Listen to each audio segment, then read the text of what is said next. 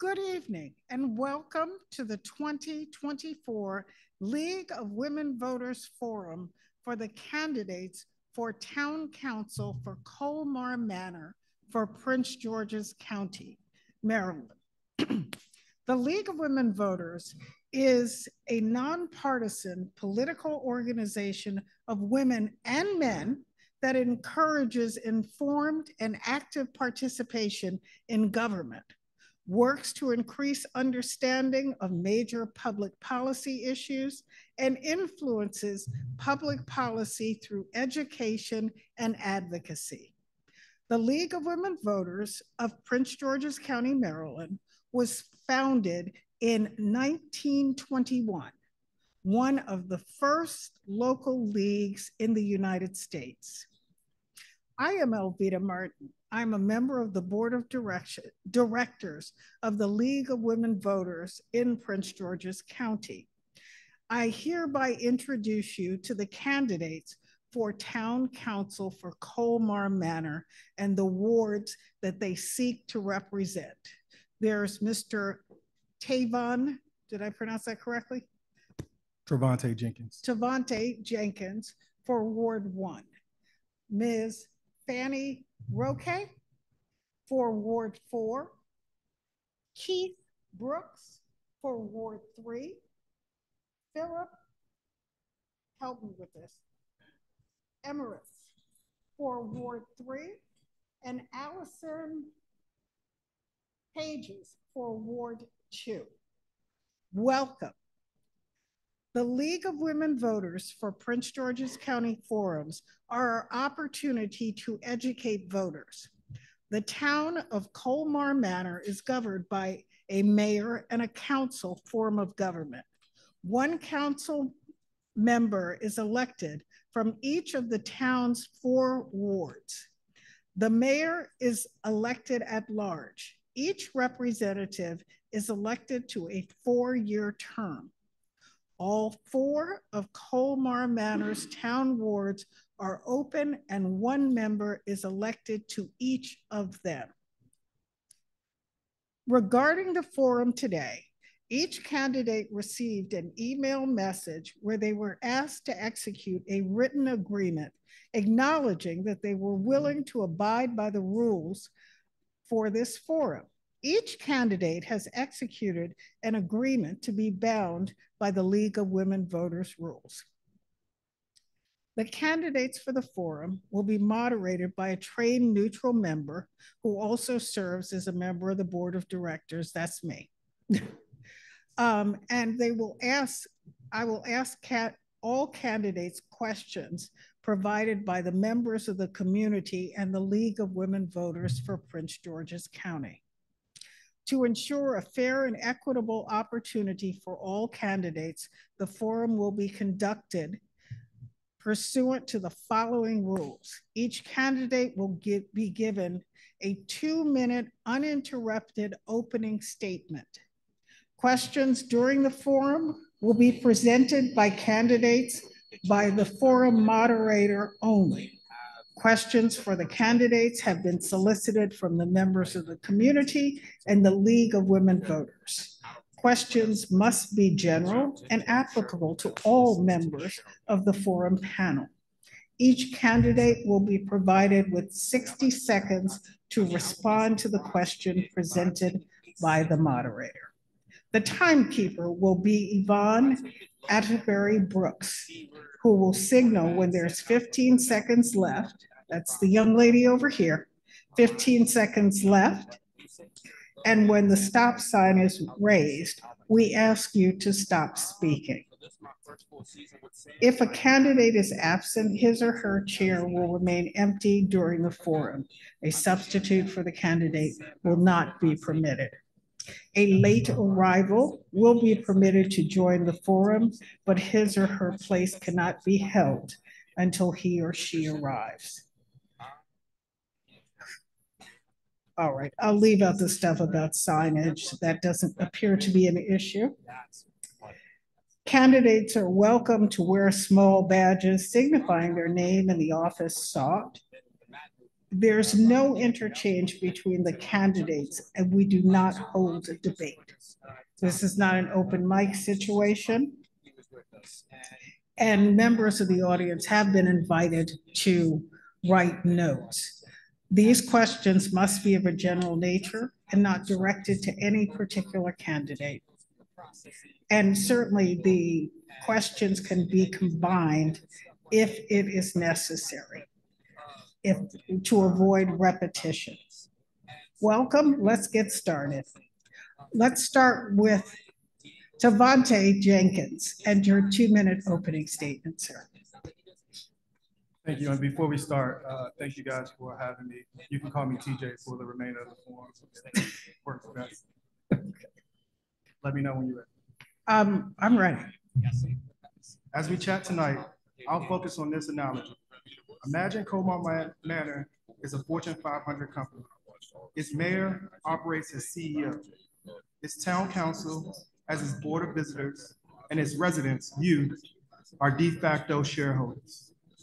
Considering this analogy of running a local government akin to managing a Fortune 500 company, I propose that, like board of directors in the private sector,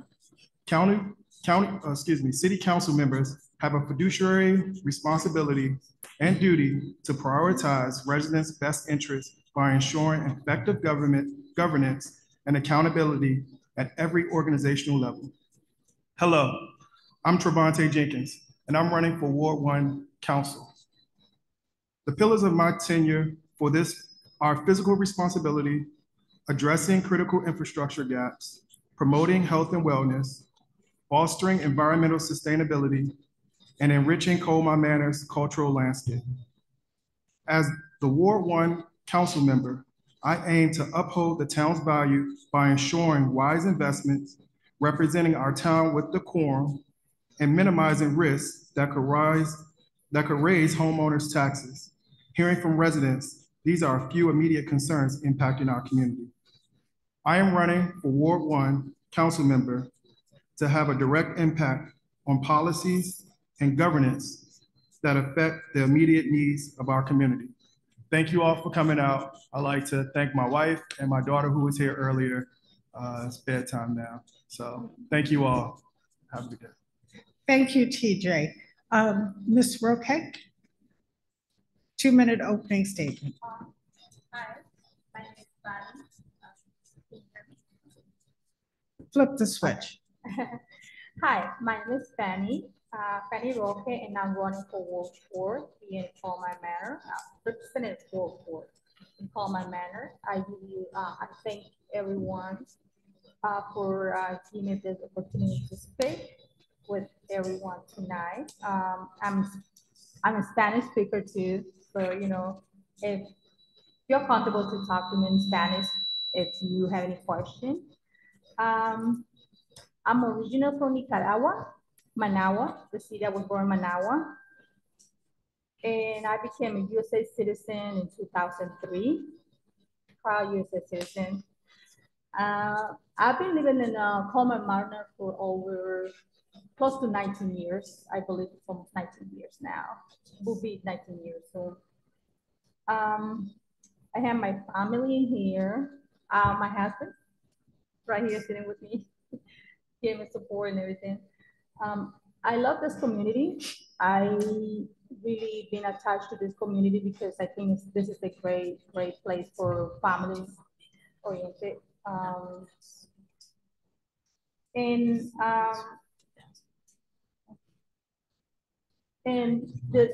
I'm running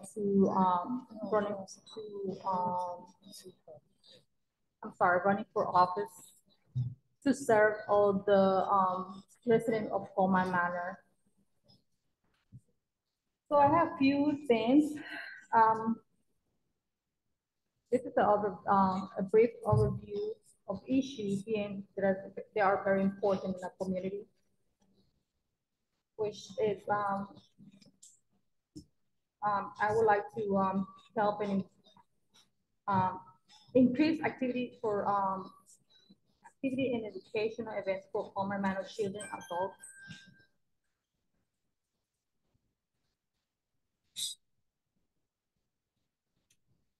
I think that finished you.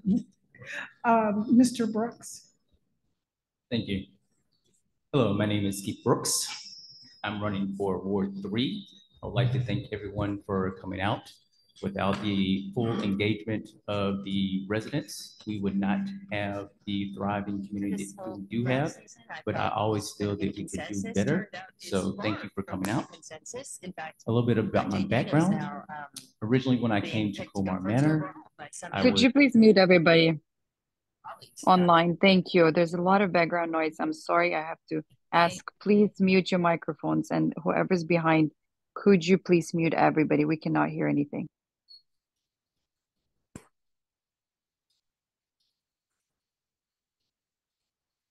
You want me to stop the time? Keep on going.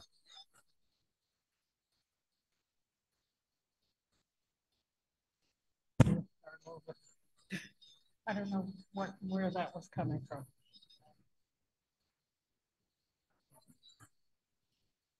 That was coming from Councilmember Hobbs. I'm joining online. I apologize for interrupting Councilmember Brooks, but the people online who have not muted their microphones, there's audio and there's background noise. We cannot hear, and it's the third speaker we've been asking everybody and via chat message to mute themselves.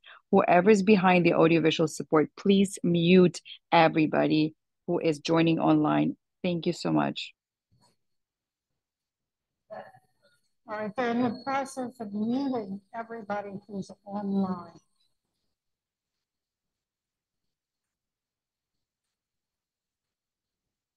That happens a lot on Zoom.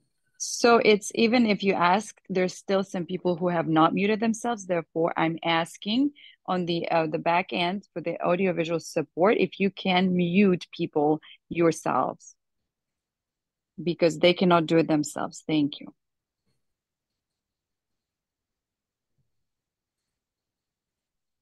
I'm leaving this to the technical people over there.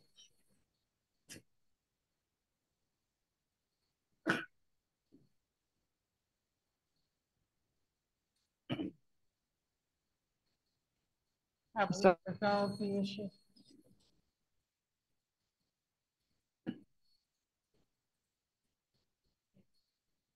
Stop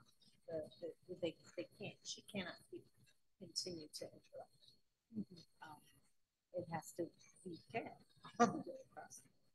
So we're trying to get people to mute, but what it is there are people translating in real time and they have backup. And it's impossible to turn off the mute. The person on the other end have to deal with it because we're in here live. We can't keep interrupting. It should. Can I allow Mr. Brooks to give his opening statement? All right. Mr. Brooks, sorry for the interruption. Would you please give your 2-minute opening now? Because I'm sure Mr. Emirates and Ms. Page would like a chance to speak as well. All right, so I think there's a song, Keep It Shuffle, where they say reverse, reverse. So let's do it again. Again, thank you for coming out. My name is Keith Brooks. I'm running for Ward 3. A little bit about my background. I originally came to Colmar Manor in 2021. I had the wonderful opportunity to meet the previous Councilmember Doug Bowles, and we were receiving communication from a legal attorney regarding development at a car wash, and they wanted to bring a gas station. I soon followed up with Councilmember Bowles, followed up with a couple of other neighbors, even Miss Fanny here, and we all met at my house as well as Miss Jones' house. And that was my first foray into local affairs with the Colmar Manor. Since then, I've made tons of friends, I've made tons of acquaintances, and it brought me closer to my main pillars.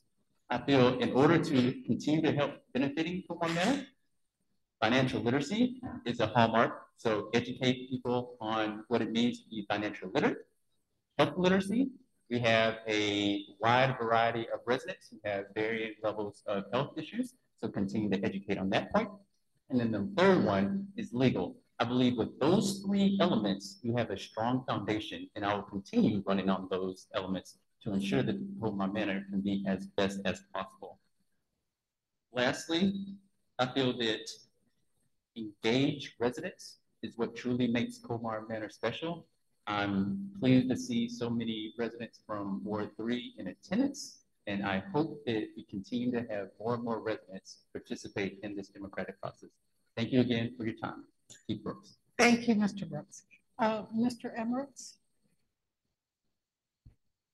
Good evening, and thank you very much to the League of Women Voters and to the Mayor, Council, and residents of Colmar Manor for allowing this candidate forum.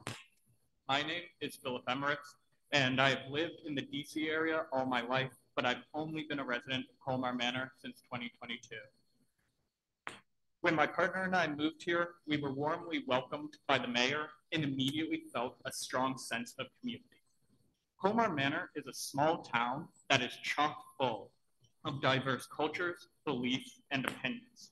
And I want to carry on the town's efforts to showcase that diversity and celebrate all our residents.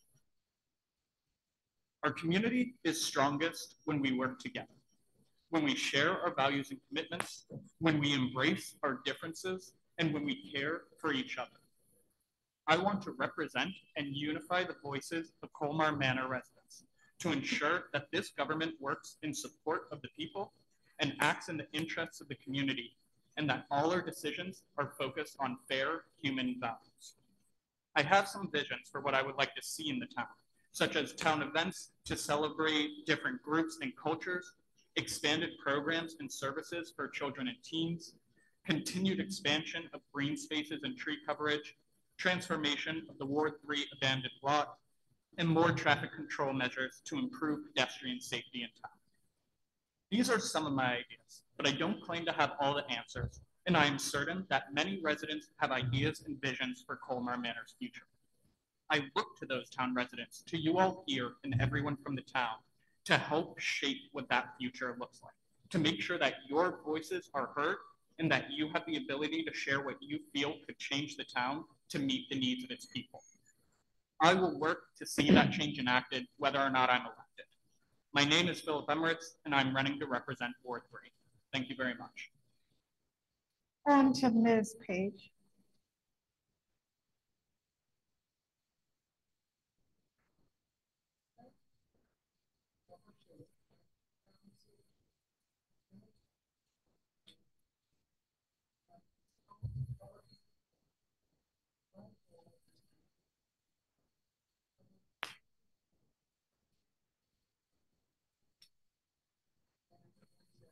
I'm sorry, we cannot hear a thing.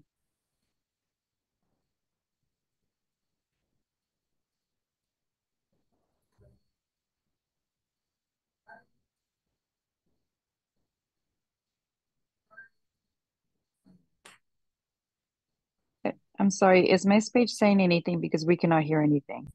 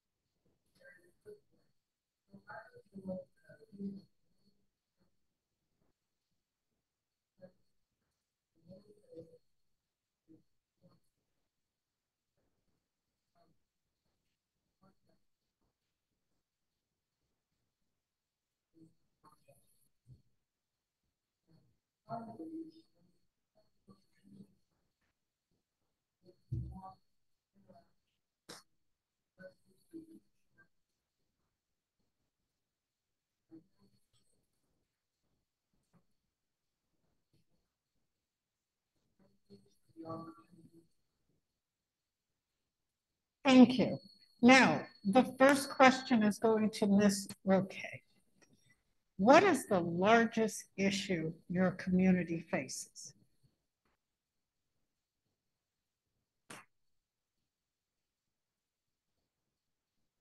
I don't think your mic's on.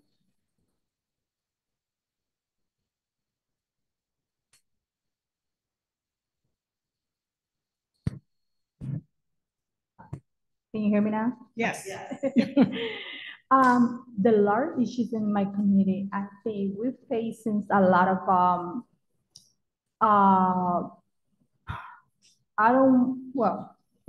we know there's a lot of teenagers in our community who need our help with support, with some kind of support. I guess we can say like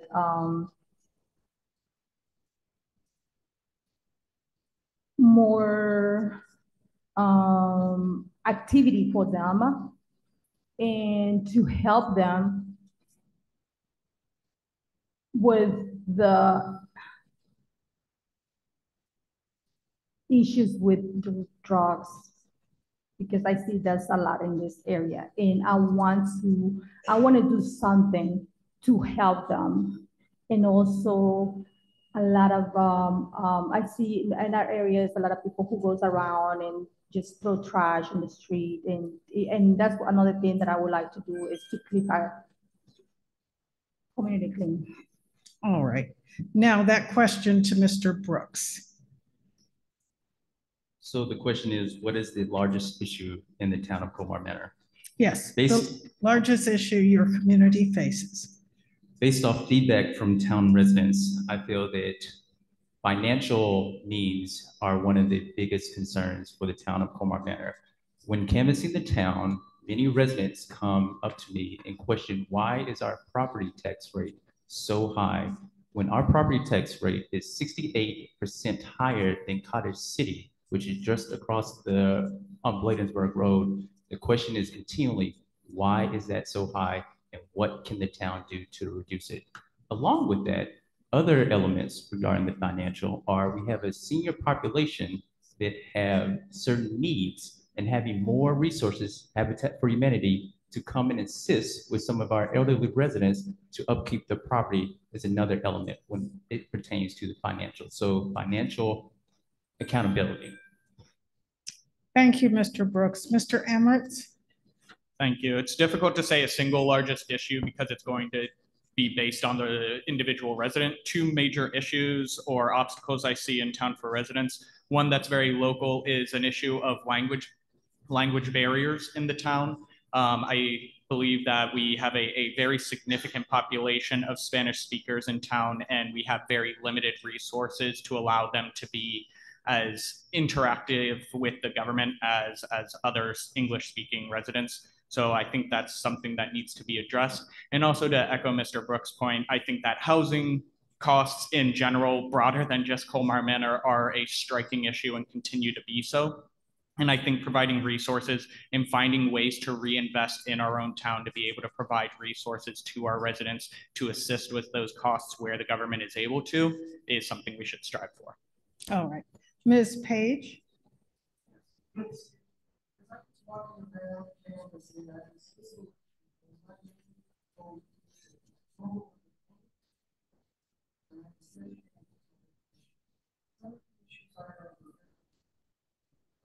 Specific, such as people with people,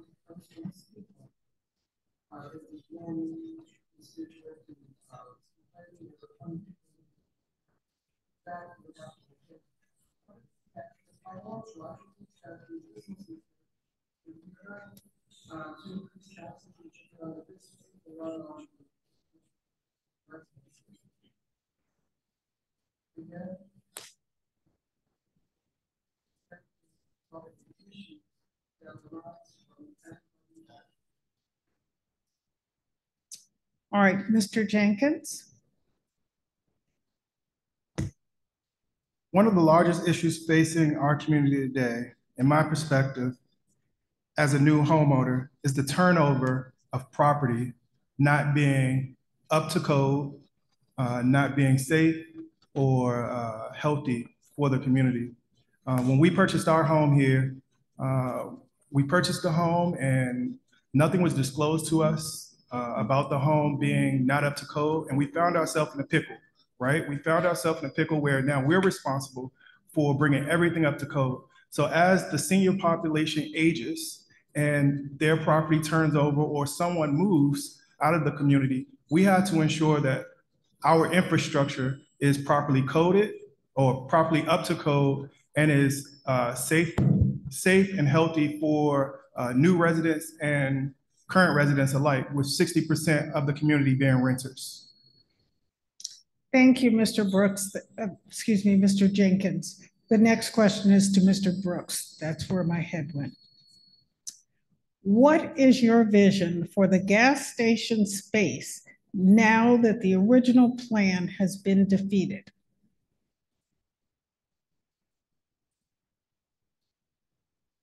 So the question is, what is the vision for the gas station space since the original plan has been defeated? So during the original conversations with some of the residents, some of the feedback was thrown out of you could have some type of mixed use housing. Some of the feedback was you can have a pool. Some of the feedback was you can have a pop-up type food court. I feel first thing is to gather again the feedback from the residents. I feel another point in that spoke is to gather feedback from the developers, because without the developers, you are limited on what you're capable of doing, and then gather the feedback from the town leadership. With those three pillars, I feel that we would come up with a very productive vision that not only gives benefit to the developers, but also ensures equality for the residents. Thank you. Thank you, Mr. Brooks. Mr. Emmerts, what is your vision for the gas station space now that the original plan has been defeated? Sure, and I do appreciate your phrasing of that because it was defeated, and I'm very glad to see that happen.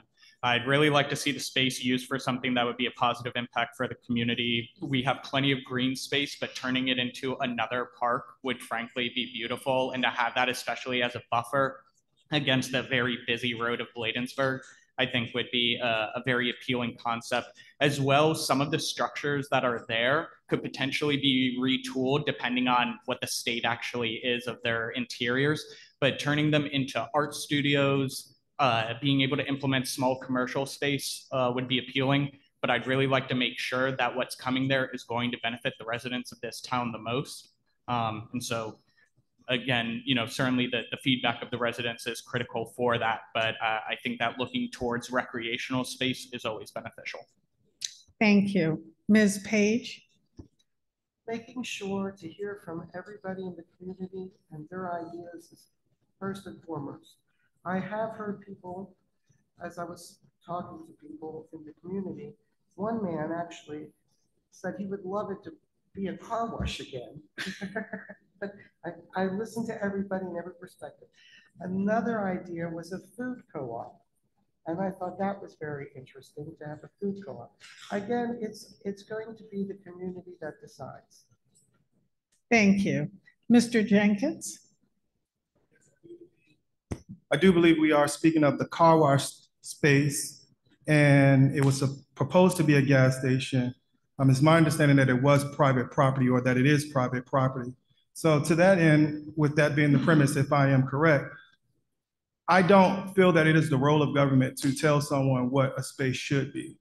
I do feel it is the role of this government to ensure that whatever business is placed there is reflective of our community values, right? So whatever that is going to be, it will be, because it is industry. It is not the goal of government to say this is what that property will be, unless we take ownership of the property, which will be a much longer, extensive discussion considering finances, et cetera, et cetera. But I don't feel it's the role of government to tell industry what the space will be. We should ensure that whatever the space is proposed to be, it fits within the framework of the community. Thank you. Ms. Roque? So yeah, we've been, okay. So I'm very happy that they're saying no to the gas stations. But what I would like to see in that space, it's something that it can help to our community, some kind of building, educational building for the community, something that people can go in there, look for help, like security place, you know, or help when they need some kind of, when they're looking for, what's the word I'm looking for?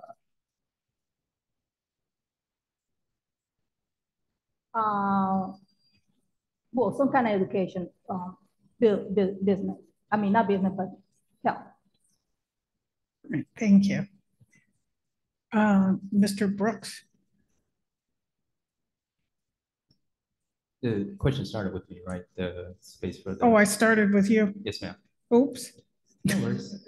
That's all I can say. If you want me to go again? No, that's fine. Next question to Mr. Emirates. How would you propose to increase the town's revenue without increasing taxation on residents? Wolf got into the heavy questions quickly.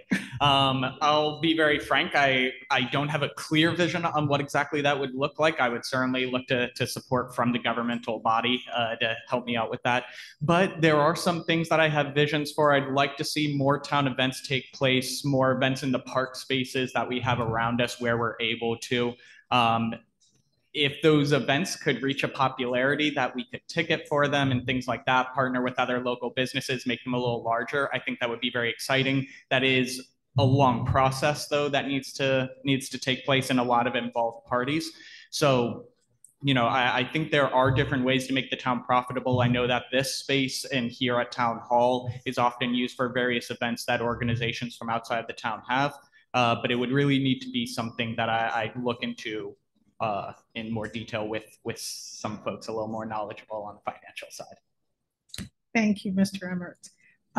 Ms. Page, how would you propose to increase the town's revenue without increasing taxation on residents?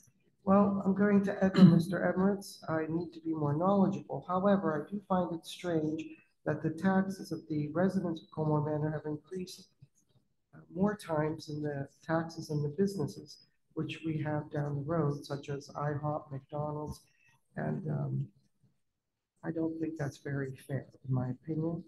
But I would have to look into it more in depth. But first of all, I would start with the businesses. Thank you. On to Mr. Jenkins. Can you repeat the question, please? How would you propose to increase the town's revenue without increasing taxation on residents? I'll also include in that without increasing taxation on businesses. I think increasing taxes on anyone will just push them away from whatever community you're in.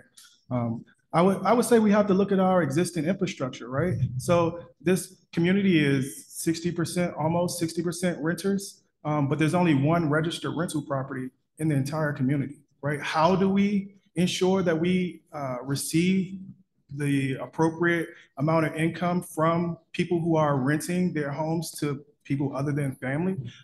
That's a tough question. I think it's a challenge that I'm up to try to figure out. But I think that's a start, is the rental properties in the community. How do we ensure that they are properly permitted for renters so that we can receive that income? Also, I'll look at the abandoned buildings in our community. If we're able to take out a commercial loan of some sort to purchase those homes, redevelop them, flip them for either low income family to bring that money back into community or to sell them, I'm open. Thank you. Ms. Roque, how would you propose to increase the town's revenue without increasing taxation on residents? I don't have no answer to that question. I would say what come to my mind, it just was Mr. Jenkins to say, you know, to reuse those buildings, you know, remodel all those buildings and rent all those places. So that way we can get some money back to our community. But yeah, increase the property is not a good idea. Thank you, Ms. Roque. On to Mr. Brooks. Oops, So the question is, you're my oops today. You're my oops today. It's fine, it's fine. How would I propose to increase the town revenue without increasing the taxes on residents? So one of these, I feel, are partnerships.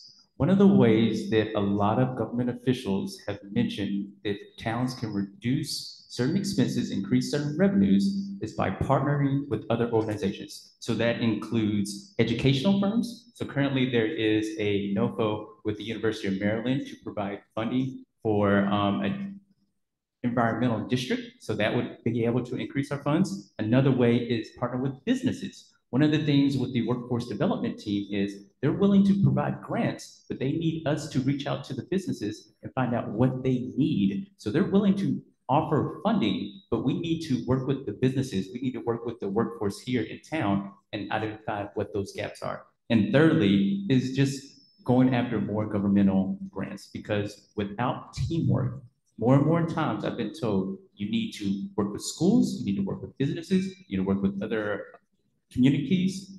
That is how you get more revenue. Thank you. Now, the next question starts with Ms. Page.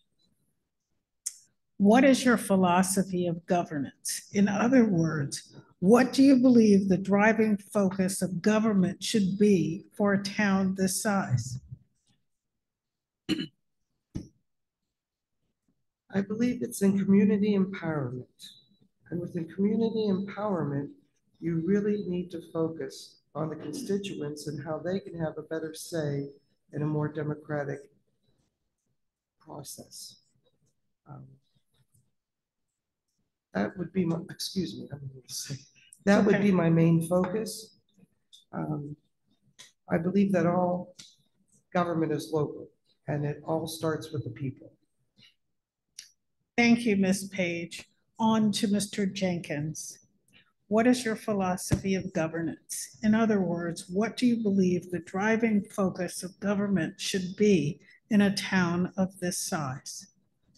In a town of this size, I believe the role of local government is to secure what we have as our largest retirement asset, and that is our homes, right? So many of us are going to retire, and at the end of our days, we want to be able to ensure that we've made smart investments into our homes, that our community has been invested in, so that our property values have increased, which addresses those health and safety items. And I think that is the most important role of local government for a community this size. Thank you. Ms. Roque, what is your philosophy of governance? In other words, what do you believe the driving focus of government should be in a town of this size? No comment. I don't know. Okay. I'll move on to Mr. Brooks.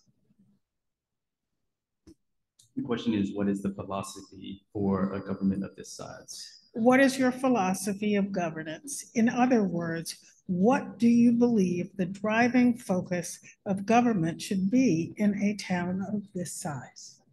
So for a town of this size, I feel that the focus should be on pushing forward the collective voice of the majority of residents to improve their quality of life by, again, touching on financial elements that the community and residents focus, by touching on the health concerns, ensuring that those are addressed, and by lastly, ensuring that everyone from a legal standpoint feels that they are covered, protected, and supported from a local government. I feel if you do that, that is what my philosophy would be as far as my understanding. Thank you. Mr. Emirates, what is your philosophy of governance? In other words, what do you believe the driving focus of government should be in a town of this size? At all levels of government exists to represent, protect, and support its people. For government in such a local municipality as this, it's to deal with the immediate local issues. It's to deal with the dog that's getting out from a yard down the block from you. It's to deal with the light that's gone out. We have our government at many levels. They address many different needs. Here, this is about what's happening in town and what can be addressed to improve the quality of life. This is to ensure that everyone who comes here, who lives here, who spends time here is represented and can receive the services and support that they need. The government, this local government, this council and mayor, needs to then be able to address those issues, receive that information, engage with the residents, and ensure that their voices are being heard and that their needs are met. Thank you. On to the next question. We'll start with Mr. Jenkins. Can you give at least 2 examples of where you see room for improvement within the town? Could you repeat the question? Can you give at least 2 examples of where you see room for improvement within the town? I believe working with our partners in the community to ensure that structures in this community, spaces in this community, represent the spirit of this community. If you look behind us, we have a building that's practically abandoned, right? I walk my dog here just about every day. Al's flying his plane, but this building is not safe for anyone to walk around, walk through, walk by, right? So you have this building, which is now a church. You also have the park and recreation playgrounds in this area. Take my kids there. She's on the swings. It's not properly maintained to the spirit of what we want this town to represent. Also, you have all of the forestry within the leasing within Ward 1. It floods. There's underbrush that needs maintenance, but it's not our property. So working with community partners to address different infrastructure to ensure that it represents the spirit of the town. Thank you. On to Ms. Roque. Can you give at least 2 examples of where you see room for improvement within the town?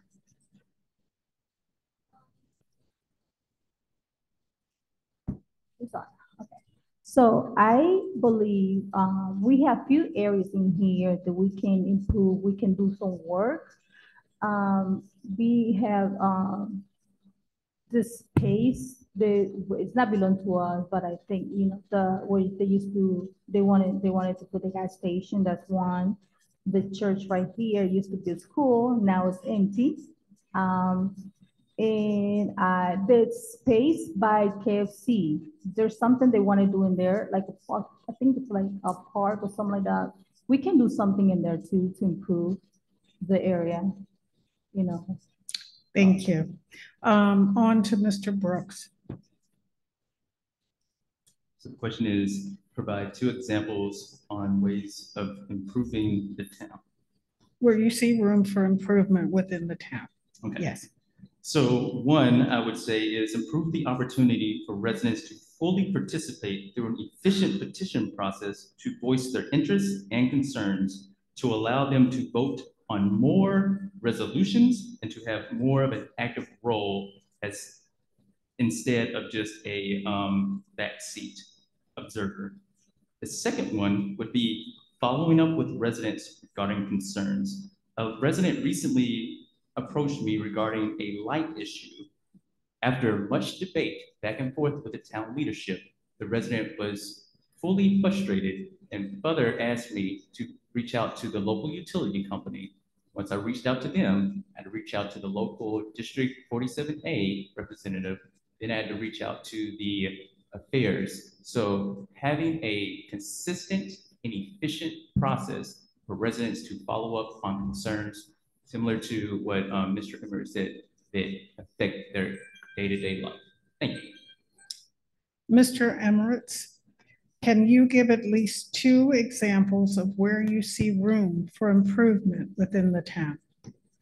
Sure, yeah. 2 areas that I think could use improvement. One is around pedestrian safety and traffic control in town.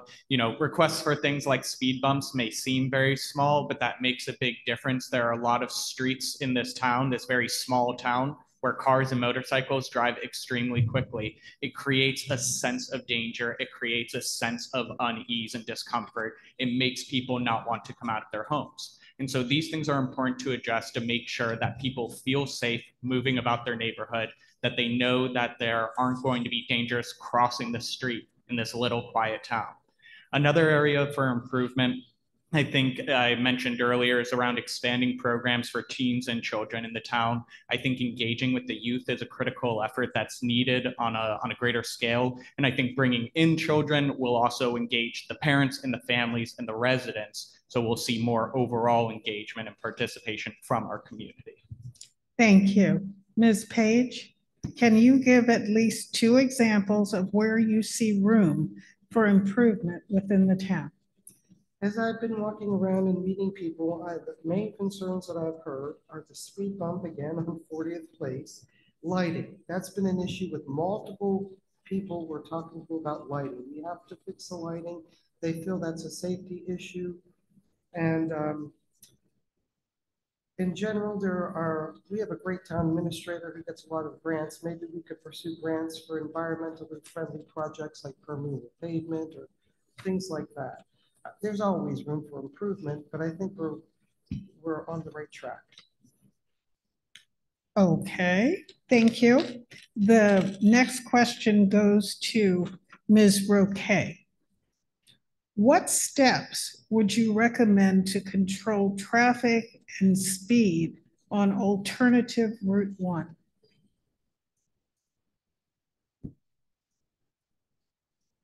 Route 1 is Bladensburg, right? Yeah. So I think what we need in there to control the speed limit in so much traffic, we have a lot to work in there, especially because traffic is horrible in the morning and in the afternoon, in the evening. I think we need more control, like putting more sign, bigger sign, so people can see. Because normally they don't see the speed limit, they just go fly. I think we need more signs and more lights, more traffic lights too. And more police around to control that and help us. Thank you. On to Mr. Brooks. What steps would you recommend to control traffic and speed on alternative Route 1? So what steps would I recommend to control traffic and speed on Route 1? So I feel the first step would be to research thoroughly the situation, identify peak times and identify low times of when we have traffic and speed concerns. I then feel we would need to partner not only with the residents in Colmar Manor, but also the residents in the surrounding areas, because it's not just the residents in Colmar Manor who influence the traffic patterns. So thirdly, potentially finding different transportation mediums so we may limit how many individual car holders we have and maybe try doing some type of mass transit. But initially, the first question is to fully understand what the issue is and then to engage all the communities in the area to find a long-term solution. Thank you. Mr. Emirates. Yeah, so addressing the traffic issue on Bladensburg is definitely a tall order. There are a lot of pretty reckless drivers on that road. A lot of it that comes with rush hour traffic, and particularly the choke point on the bridge that dissects into Bladensburg and Baltimore. There's a great deal of traffic that is caused by that one spot alone that leads to a lot of frustration, impatience, and reckless driving. And so I do think, to Ms. Roja's point, I think that creating more signage, more clear illustration on the road to dictate which lane goes where will help to a certain extent. I've also seen already that they've started to make some positive improvements. They put up some cones and blockers and a sign to try and block off the shoulder lane as it cuts over to Bladensburg, because that's where a lot of the issue comes in. And so I do think that having cameras available to be able to try and catch some of those reckless drivers as well would be very beneficial, just to try and alleviate the choking at that section. Thank you. Ms. Page, what steps would you recommend to control traffic and speed on alternative Route 1? Well, first of all, I'm here to serve, so I would wait for feedback from my constituents, but personally, I am a proponent for speed cameras. I really would like to see more speed cameras there. They do help. Many years ago, I remember there was a road rage incident because of the traffic, and there was a car accident, and a little girl lost her life. I do believe in speed cameras, but I would not be solely making the decision. I would have to have feedback from my constituents.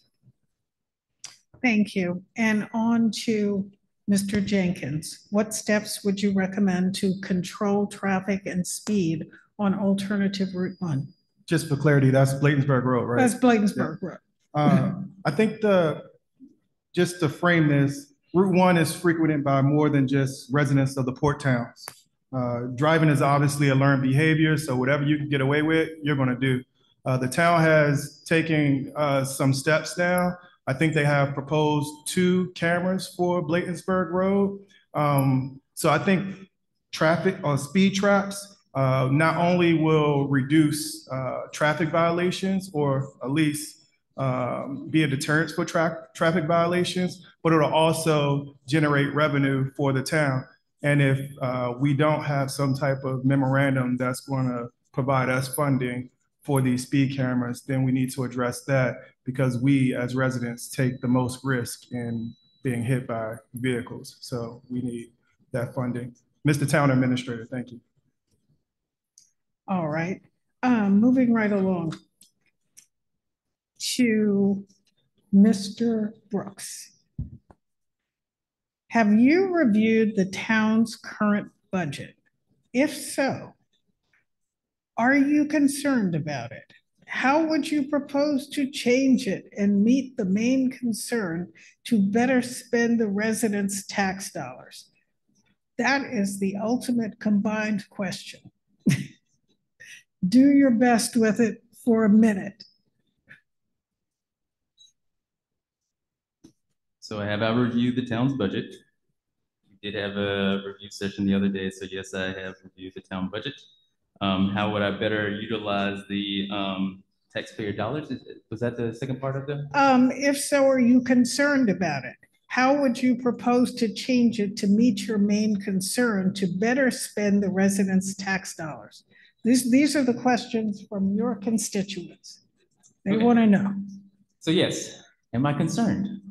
I am a proponent of fiscal responsibility. So when I see items added to the budget that incur an expense but have no subsequent revenue, yes, I am concerned. How would I improve it? One of the ways that you improve these types of conversations is with all of the department heads, you request statistics. So weekly, there needs to be a statistics that you're tracking, engaging. Are we utilizing our resources as efficiently and effectively as possible? If so, let's continue that. If not, let's adjust. I'm not sure we're fully embracing that. Also, one of the other things is having a 12-month plan. So what is the goal as far as each department's expenses and revenue that they are bringing in, and how are we tracking to it? Is everyone maintaining their budget appropriately? Are we reflecting and adjusting accordingly and quickly? Those are the ways that you would improve it. Thank you. On to Mr. Emirates. Have you reviewed the town's current budget? If so, are you concerned about it? How would you propose to change it to meet your main concern to better spend the residents' tax dollars? Yeah, so I have reviewed the budget a few different times from attending town hall meetings. It's often provided by the town treasurer, and so I've reviewed it in those handouts, but that's been sort of the extent of my analysis. So this is, again, something where I'm not going to tout that I have expertise on this. In terms of whether or not it concerns me, there are definitely some things that the town is continuing to contend with. This building that we currently stand in was a significant investment of the town, and it's something that the current administration and future administrations will continue to work off. So when I see it, I'm not necessarily concerned by it, but it is certainly something that always needs improvement. We are a town of people. We are not a business, but we obviously want to keep our town afloat with resources. And so to that effect, I think that pursuing additional grant programs and finding ways to increase the revenue and income of the town is critical. And I think in reviewing it more extensively, it would be a matter of identifying where there is flexibility to reduce spending. Thank you. You can turn that off. Thank you. Ms. Page. Yes, I attended the last town meeting where they did a quick overview of the budget, not in depth. I would have to really study that. But like I said, I think that the businesses in our community can have a tax increase. They haven't had one in a while. Our residents have had tax increases in the meantime. The speed cameras can generate income. Now, I'm not sure I've heard that in Cottage City, they generate a good bit, like 30,000 a year at least. So the speed cameras, the businesses can be increased in taxes. And we, at the last meeting, they were saying how they want to form the community development committee that, for the business development in collaboration with multiple towns. And I don't know if everybody voted on that because we left. I think there was one abstaining vote.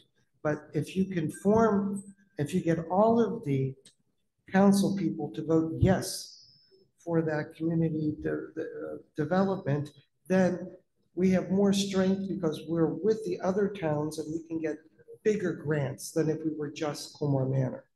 So that really needs to be voted on, I believe, also. Sorry. Thank you. Mr. Jenkins, have you reviewed the town's current budget? If so, are you concerned about it?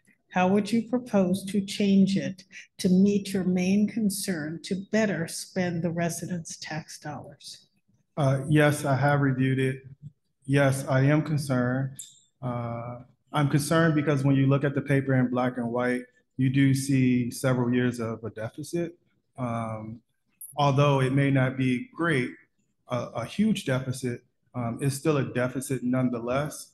And so one of the things I think is important to do is evaluate what those line items are on your budget sheet, both actuals from the year past and projected, to really ask yourself, how are we getting a return on our investment from certain things that we are contributing to, right? And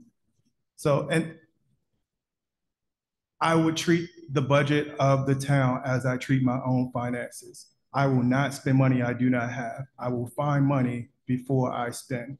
Oftentimes when you're spending someone else's money, you get very comfortable, very, very comfortable.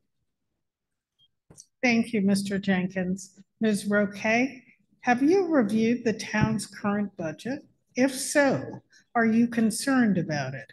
How would you propose to change it to meet your main concern to better spend the residents' tax dollars?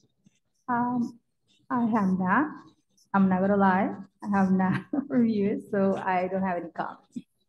Thank you, Ms. Roque. I'm going to move on to the next question, and we will start with Mr. Emirates with the next question. How would you work with the neighboring municipalities to improve Colmar Manor?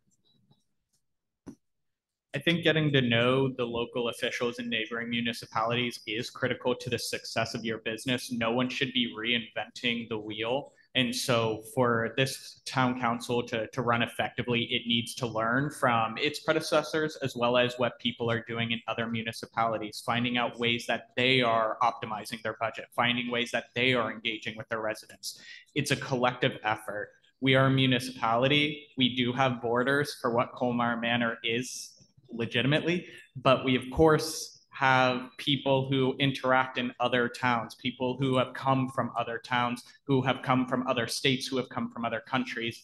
And so it's critical to embrace that diverse perspective of opinions and to ensure that we are working with others. And so it would be something I would look to work closely with the councils of other municipalities. I've already begun to interact with some other local governments in the area, and it's something that I look to continue to pursue. Thank you, Mr. Emirates. Ms. Page, How would you work with neighboring municipalities to improve Colmar Manor?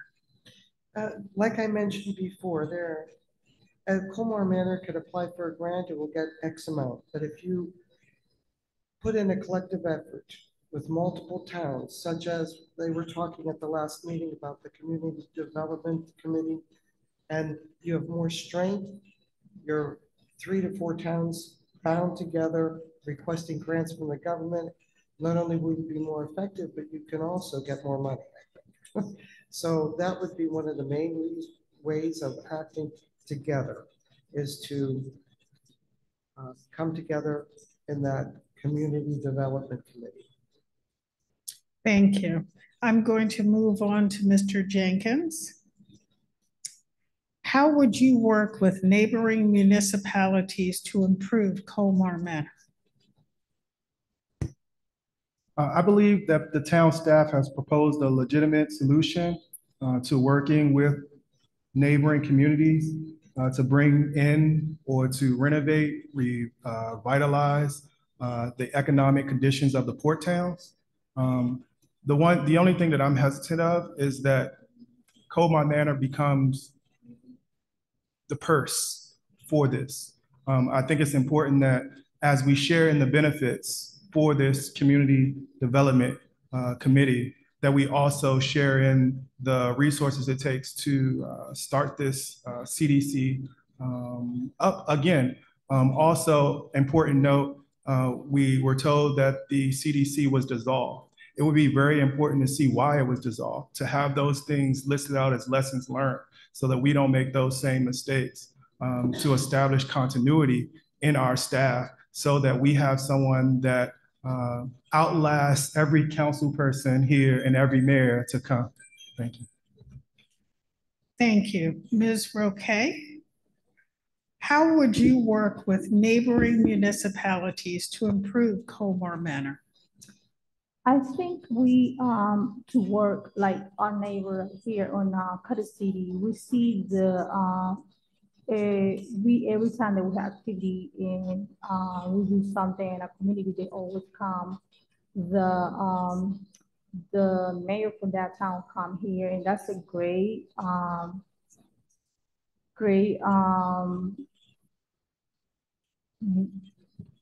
a great opportunity that we have to work all together, and we can learn from our neighbor. We can learn how they do, how they relate with the community, how they work with them, because not just Colmar Manor is a multicultural community, but all the area, all the community around here are multicultural, and that's a good thing when you see mayors from different towns working together. We can learn from each other.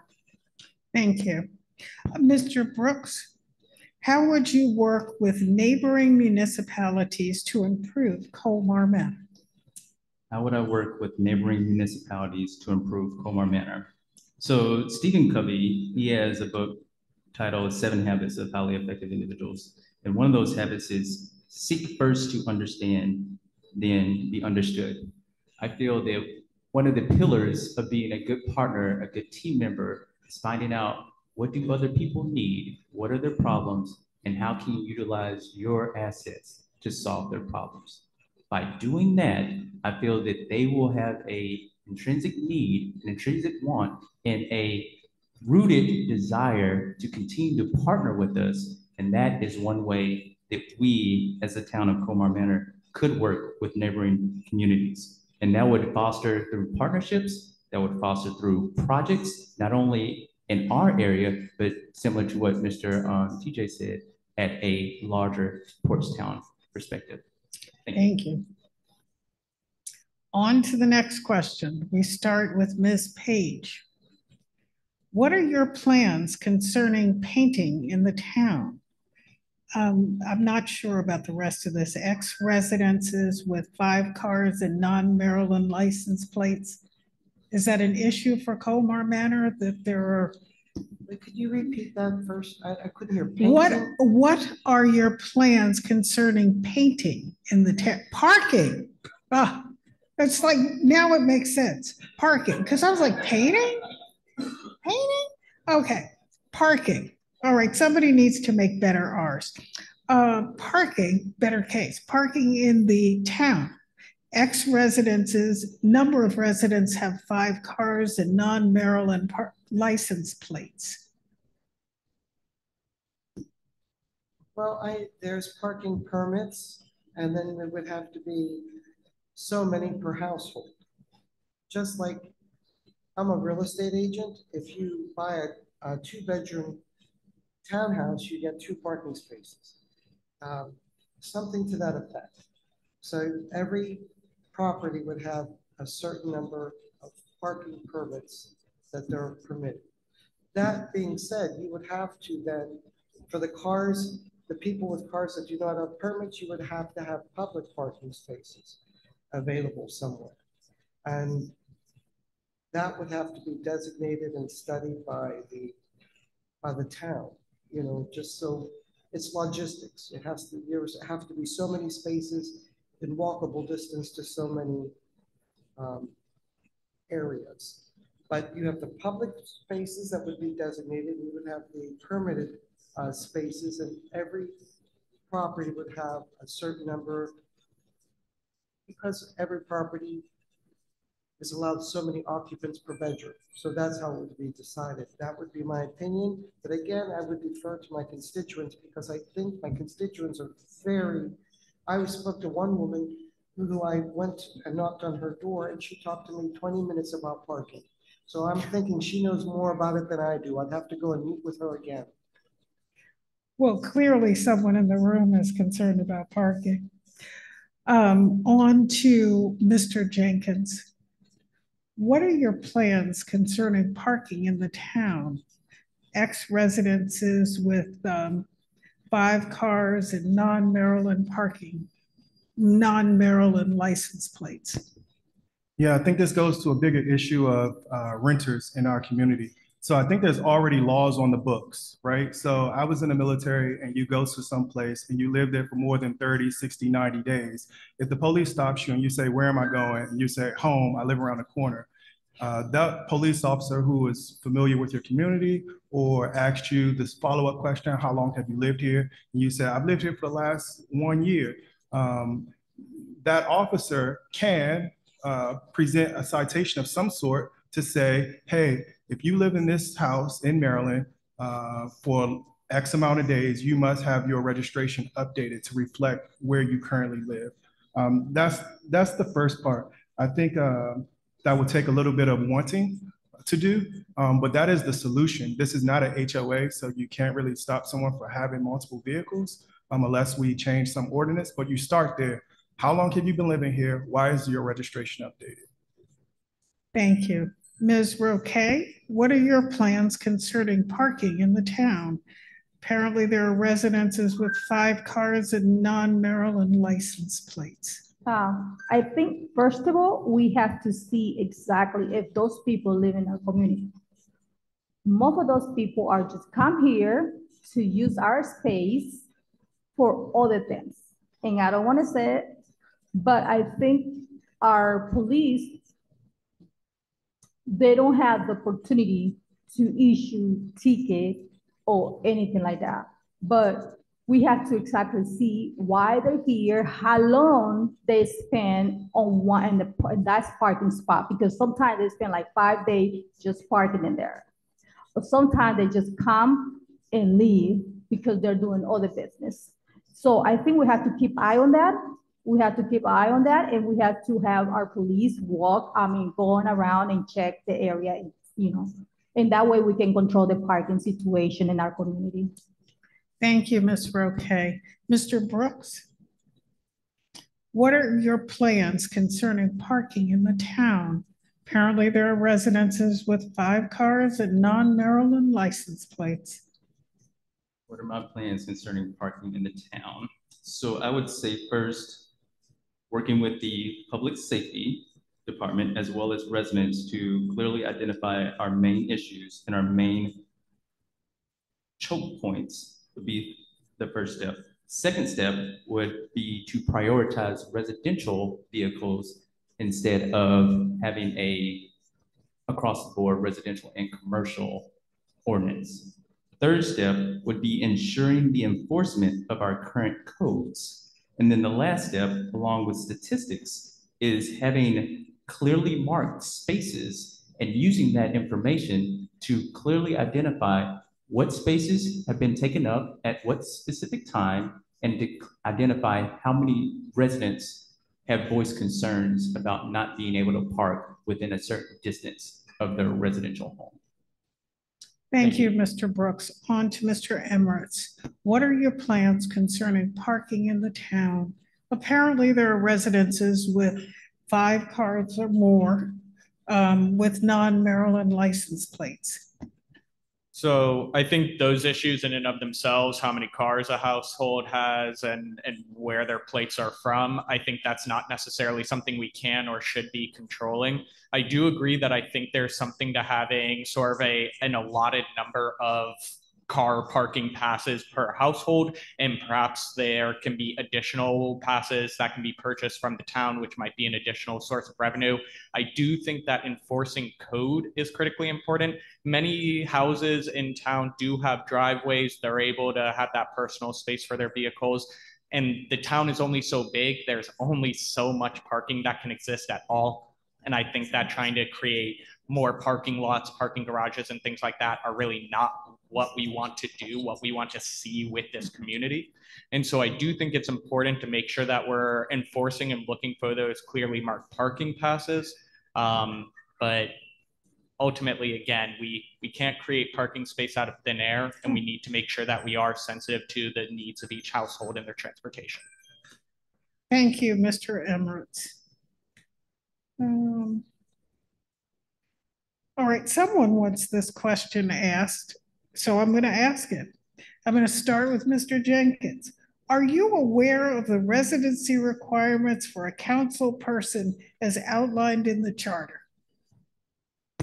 Am I aware of could you repeat that one more time? Are you aware of the residency requirements for a council person as outlined in the charter? I think we can all make this quick. Yes. All right. Someone wants the question asked. So I'm going to move on to Ms. Roque. Are you aware of the residency requirements for a council person as outlined in the charter? Yes. All right, this is going to be a pretty quick question, isn't it? But somebody wanted it asked. Mr. Brooks, are you aware of the residency requirements for a council person? It's just council person as outlined in the charter? At a detail level, I cannot give you the verbatim, but at a high level, yes, I am aware of the requirements. All right, on to Mr. Emirates. Yes, I am familiar with it. I was part of the charter review committee, so I had time to look it over then. I also, when I first came to town, interacted with local government and read up on the charter just to better educate myself about what this town's goals and visions were. And so I am a proud resident of Ward 3. I live in Ward 3 on 42nd Street, so I am permitted to run as Ward 3 council member, and I've lived there for over 12 months. Thank you. Ms. Page. I also had the privilege of working on the Charter Review Committee with Mr. Emirates for many months. And I'm very proud of our Charter Review. And I am a resident of Ward 2. I live at 309 40th Place, so thank you. You're welcome. I'm told that there are some questions that are coming through on Zoom. So I'm going to take a pause for just a minute and find out what, if anything, they are. Is this a good time for a break or no? Yeah, we're probably going to go till about 8 o'clock. Come back at 8? No. Or stay here until 8? Stretch. Oh. Unless, yeah, let's do a 5-minute break. Everybody can stretch and get a glass of water.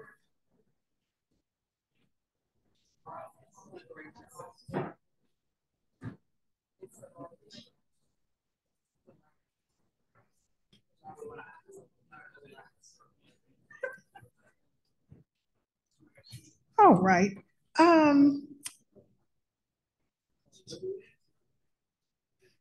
Okay, I'm going to start this question with Ms. Roque.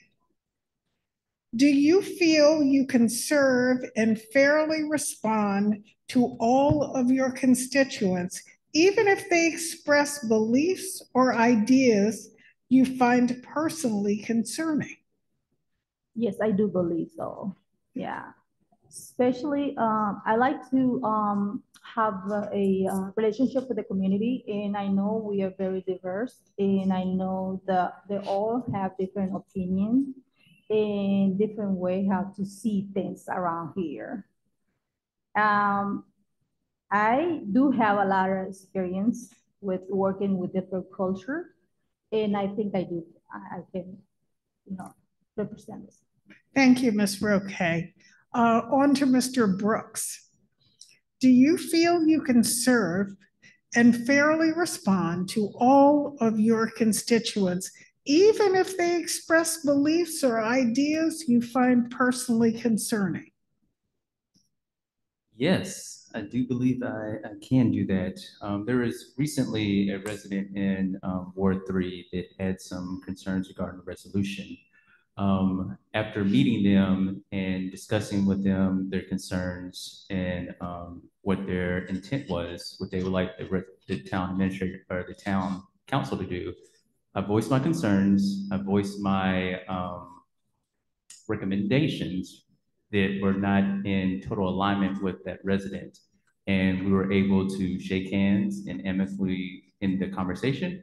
As a matter of fact, they even congratulated me and thanked me for taking the meeting. So yes, I will always support our residents. Very well. Mr. Emirates, do you feel you can serve and fairly respond to all of your constituents, even if they express beliefs or ideas you find personally concerning? Yes, I do. My professional work is primarily in project management and client management. I work with many different people, with many different personalities, many different visions, many different value interests. And those don't always align. And I'm quite adept at being able to navigate that and ensure that I hear someone out. I will say there are certain values and principles that are harmful to a community: discrimination, systems of inequality, oppression, subjugation. These are not things that can be fostered. And so while I will hear anything that a resident has to share, there are some hard lines, there are values that I hold true that I think would be dangerous and irresponsible to rescind in the face of residential comments. So I'm always open to voices, but I do work in the interest of the community at large. Thank you. On to Ms. Page. Do you feel you can serve and fairly respond to all of your constituents, even if they express beliefs or ideas you find personally concerning? Well, that's a daunting task, and that is something I strive to do each and every day. I remember at the town hall, we had a resolution on a ceasefire. Everybody had strong opinions. You respect people's opinions. You do not try to educate them until they come around to your view. You respect everybody's opinion. And as a real estate agent, I deal with this each and every transaction. I had a transaction in which I listed a home, and obviously it was a different belief system. There was a Nazi helmet. The buyers, I did the whole transaction, and the buyers came from South America, and the transaction went smoothly, even though they were the buyers and the sellers were in different worlds, completely different worlds. They came to a settlement table and they were fine.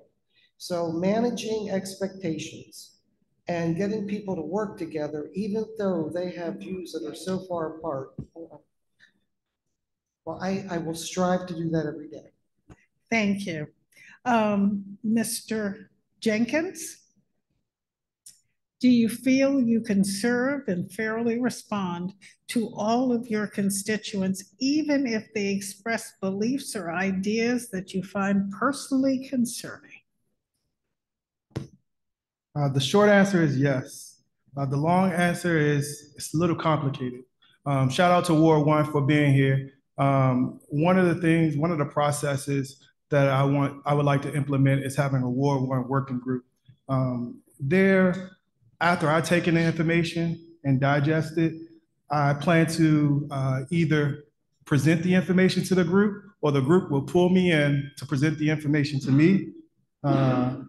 And from that, I will hear all the voices in our community. I will make a decision. Sometimes it will include the input of the ward, and sometimes it won't. That's the difficult part. But the most important thing is everyone will be heard. Having a process to hear people is important. And yes, I can. But the longevity of Colmar Manor must prevail all personal beliefs or opinion, because at the end of the day, the community is what matters. Thank you. And now you get the next question. How do you plan to engage the town youth in its local government? This question comes to me? Yes. Okay, could you repeat the question? Sorry. How do you plan to engage the town youth in its local government? The town youth, local government. Short answer is you have to meet the youth where they are, right? So every Monday, Wednesday, and Friday, we play basketball here.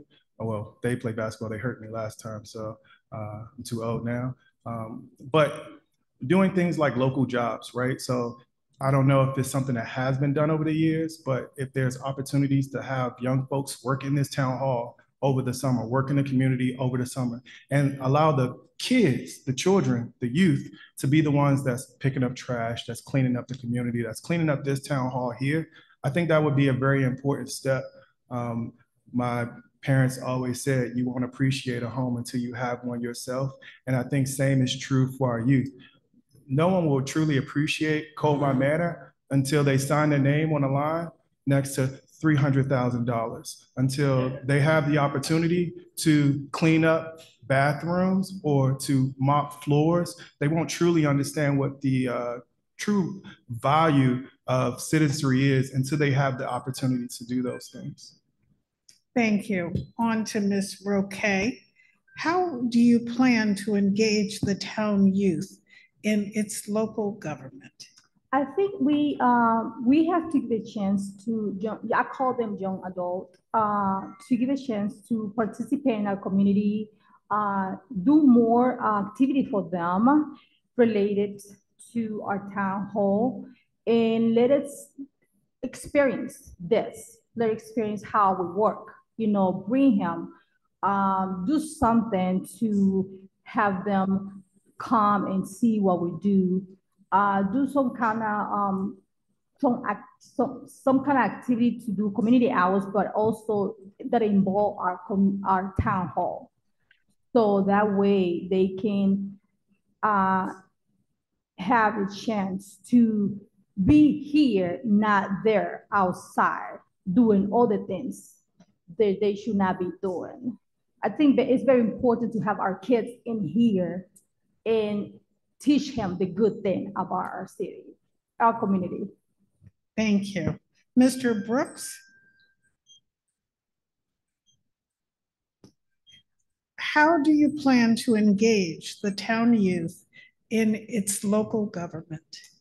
How do I plan to engage the town youth in its local government? I feel the first step would be to clearly understand their interests and their needs.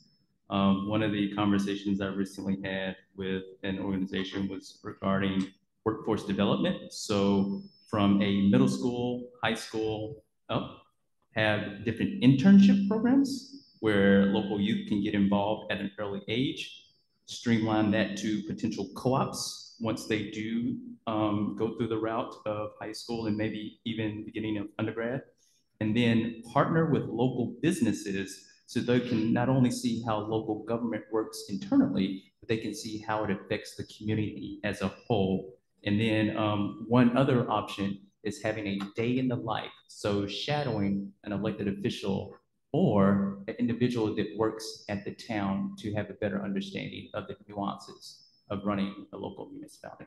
Thank you. Thank you. Mr. Emirates, how do you plan to engage the town youth in its local government? I think there are a lot of different opportunities for that. Volunteer service is a very important one. I had the pleasure of doing a Green Team neighborhood cleanup one weekend and worked alongside a high school student who was looking to acquire some of the hours they need before graduation. So there are a lot of opportunities for that. As well, having services, there are some after school programs that take place and making sure that those are robust, that there are tutoring services available. There are a lot of students that live in the town. I'm certain they need assistance. As well, having clubs available to the students. There are some programs, some recreational activities that take place. Unfortunately, we sometimes, of course, have the issue that the town has started a program and there is not sufficient interest to keep it going. And so it is a matter of engaging with community residents, because as I've gone around door to door and talked to folks, a lot of them say what they're really looking for is for their kids or their friends' kids to be more involved in town. And so it is critically important to actually engage with them and understand what they would like to do in town, what would make them feel more involved in like part of the community. Thank you. Ms. Page, how do you plan to engage the town youth in its local government? Well, first of all, I'd like to acknowledge the great work that the mayor and the council have done so far. There's a lot of programs available to Colmar Manor youth. That being said, you can't just group them all into youth. They're so diverse. So all we could do is add upon what they are already doing, because they are so diverse, their interests are so diverse. So any other opportunity or program you can start up will interest different youth as compared to the programs you already have now. So just adding upon that. But Mr. Emirates brought up how they need to have so much community hours when they graduate high school. And somebody else brought up earlier that the elderly here in Colmar Manor need help with their yard work. So maybe we could just like connect the dots, things like that. And I see my time's up. Thank you. The next question is going to start with Ms. Roque. How would you work with the mayor and the council?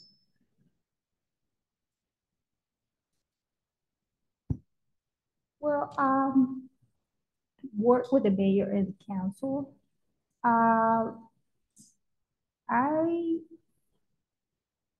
had to think about it. We have to have some kind of connection. We have to, I think, to work together, we have to have relate, relate in. I know we're not gonna be on the same page all the time, and I know there is some things that we probably not gonna agree, but we can work together. We can work together and have things, done. Thank you, Ms. Roque. On to Mr. Brooks. How would you work with the mayor and the council? How would I work with the mayor and the council? I would first identify the vision that the mayor has, and then I identify the needs for the respective wards and find a way to work with all respective parties to ensure that not only the vision, but also the needs align and that we're able to fully embrace and support the residents to improve their quality of life. That is how. Thank you. On to Mr. Emirates. How would you work with the mayor and the council? Collaboratively. This really goes back to what I was talking about when I was discussing working with other local municipalities. This is a collaborative effort. We need to work as a group to make sure that the town is thriving. Just as I was saying that the bounds of Colmar Manor are permeable, so too are those of the wards within this town. My consideration for residents does not stop on the west side of 43rd Avenue. It does not stop on 41st. My consideration is for all residents in Colmar Manor and all those individuals who come to spend their time in Colmar Manor. And so working with the mayor and council, it's critically important to make sure that we are supporting each other, that we're making sure each other is apprised of the issues and matters going on about town, and that we're collectively problem solving. Thank you. Well, I concur with that. I believe that we do have to work collaboratively. We have to move forward. Everybody can have their say. You could be respectful, polite. Everyone has their say. Thank goodness we're four council people and the mayor. Things will move forward. There is no need to have contention. Must work collaboratively. That's what I feel. Thank you. Mr. Jenkins, how would you work with the mayor and the council?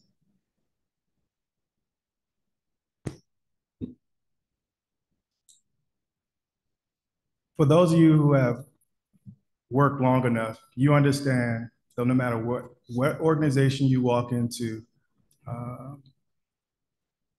you have to understand the organization's mission, vision, and goals. I will work with both the mayor and the council and the support staff by keeping the business of Colmar Manor priority. I will ensure that there's not only collaboration, but accountability and purpose to our actions. Collaboration in of itself sounds good, but that's not what makes diamonds. Coal under pressure makes diamonds. So understanding the purpose of pressure and coal will give you what Colmar Manor can be. Just going with the flow, and everything may not promote the diamond in the rough that Colmar Manor seems to be. Thank you. And this is going to be our last question. And it should be a fun one. I'm going to start with Mr. Brooks. What is your favorite thing about living in Colmar Manor?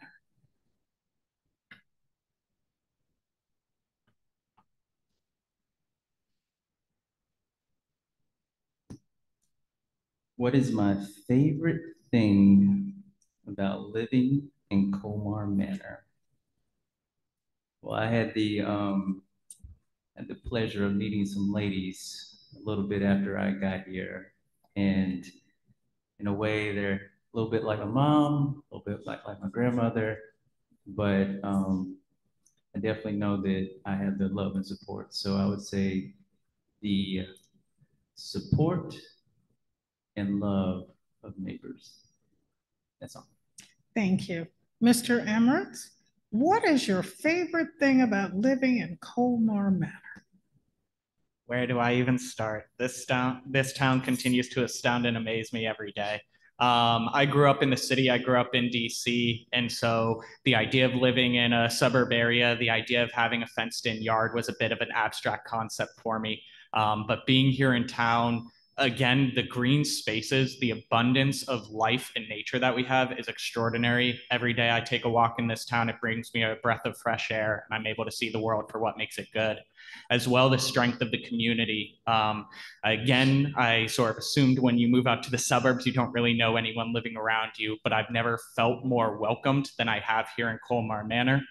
Here, each person has a personality that fills the room. So even if I'm only with a couple people playing board games, it still means an extraordinary amount to me. Thank you. Ms. Page, what is your favorite thing about living in Colmar Manor? It's quite simply my neighbors, just the people here.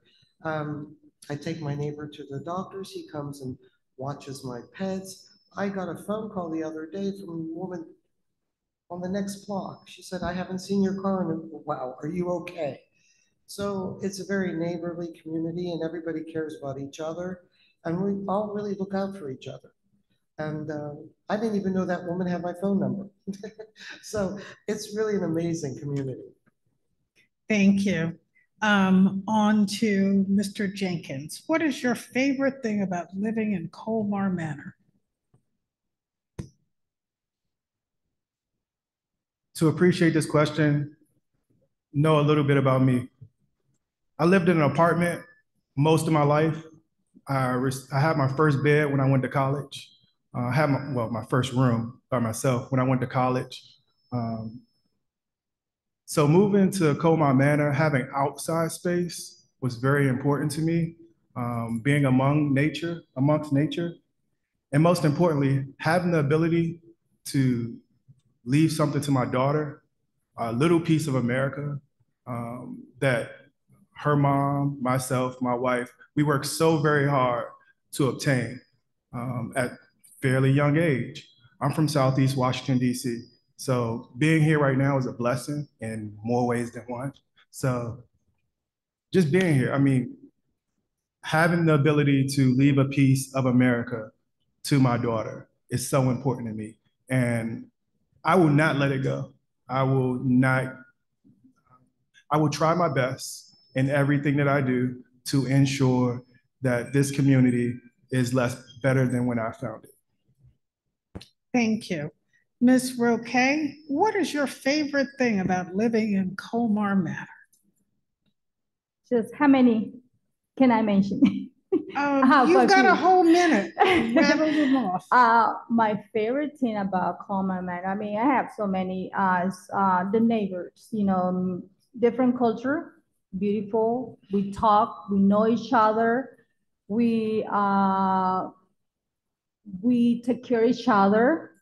The area, beautiful. We have so many park, you know, places that we can take our kids. They all feel, you know, we feel secure, and we feel that we can walk around with no fears. We have our police in our town.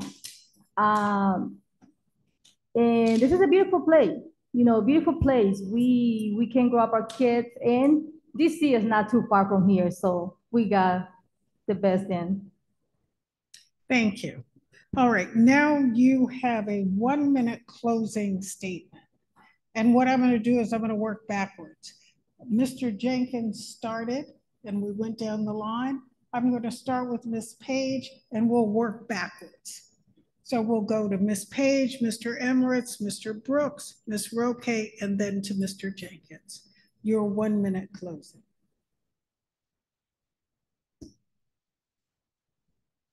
Well, I want to thank everyone for this opportunity to run for council person for Ward 2. I think it's all about service and communication. And communication means community empowerment. It's all about you and the town. And the town, the people of the town make the town great. And as everyone said, we have to build on our multiculturalism, and we will make this town better every year. Thank you. Mr. Emirates, your closing statement. I want to thank again the League of Women Voters for organizing this forum, and to the town residents who submitted questions and attended this event, as well as to the mayor and council for opening this community space to allow for our forum.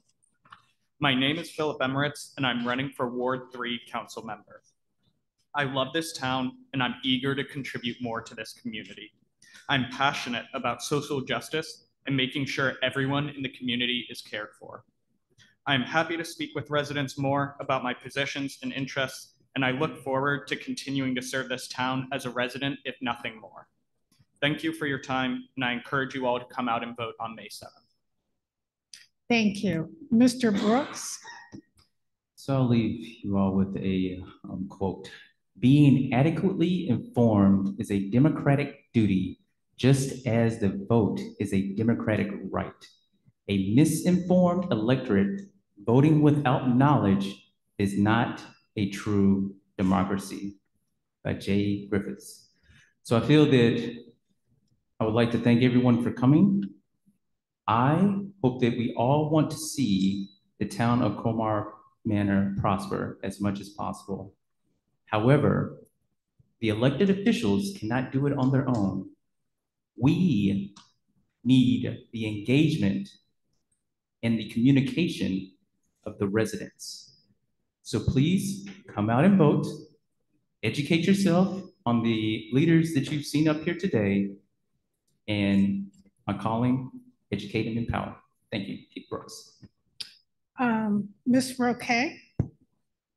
First of all, I would like to thank to the Prince George community, Prince George County League of Women Voters for hosting this forum. And I would like to thank one of the participants tonight. The key to improve and solve problems is everyone's issue. I respect each of the candidates who are running for each office in Colmar Manor, and I believe everyone's heart is in the right place to make things better.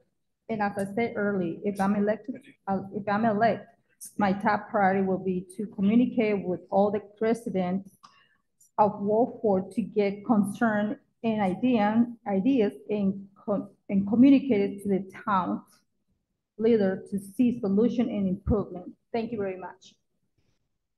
Mr. Jenkins. In closing, let's envision the business of Colmar Manor not solely as a municipality, but as a thriving corporation where every home represents a share of the community. Money in, money out.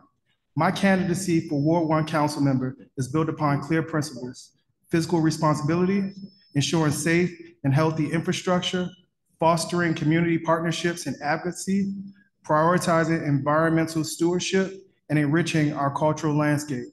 These pillars will guide my actions and decisions to better serve and represent our community effectively. I pledge to fulfill the fiduciary duties entrusted to me by representing your best interests, making informed decisions, and fostering a transparent, accountable government. I've heard from many of you, and like me, your faith, family, and home are your most significant investments. So together, I am dedicated to creating a brighter future for generations to come here in Colmar Manor.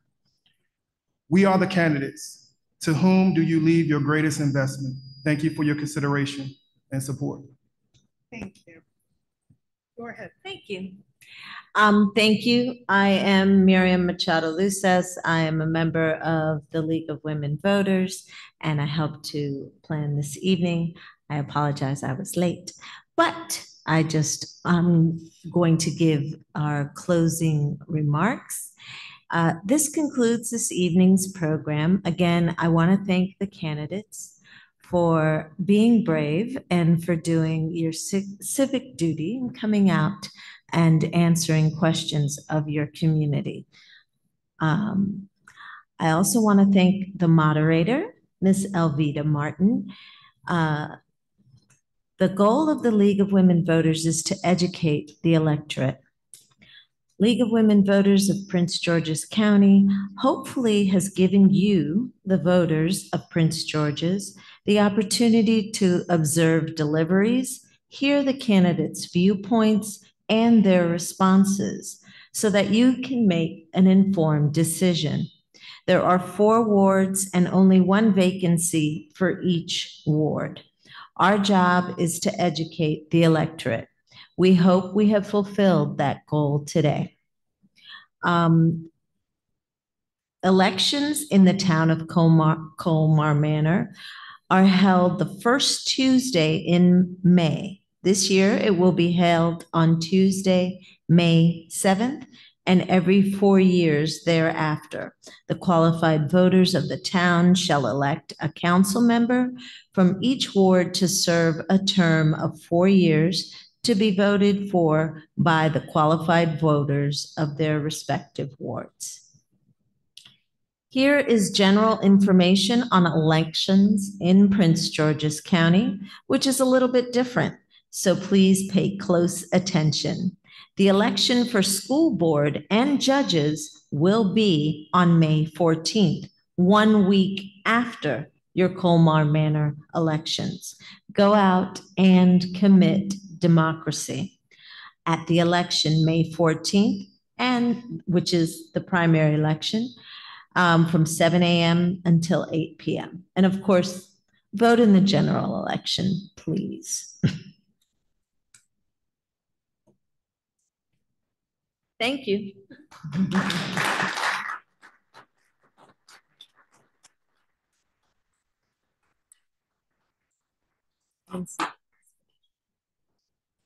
would like to thank you for your participation.